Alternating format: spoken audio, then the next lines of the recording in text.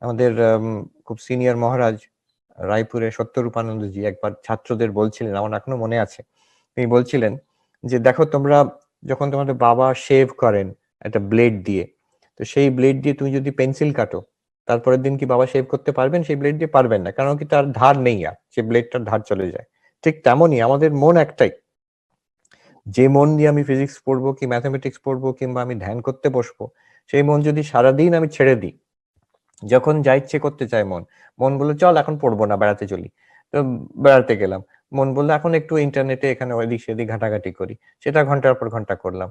সন্ধ্যেবেলা যদি বসে এখন বলি, "এবার আমাকে পড়াশোনাটা শেষ করতে হবে।" মন বলবে, "আমি পড়বোই না।" কেন?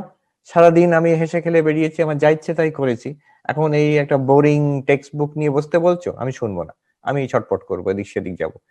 তো তাই জন্য এটা মনের অভ্যাস খারাপ হয়ে গেছে। এই remember it is the same mind Swamiji বলছেন। যদি অভ্যাস হয়ে যায়, এটা আমি দেখেছি বিভিন্ন জায়গায় বড়, বড় স্কলারদের যাদের সাধুদের মধ্যে খুব উচ্চ একাগ্রতার ক্ষমতা, তারা সাধারণ কাজও খুব একাগ্রতা দিয়ে করেন।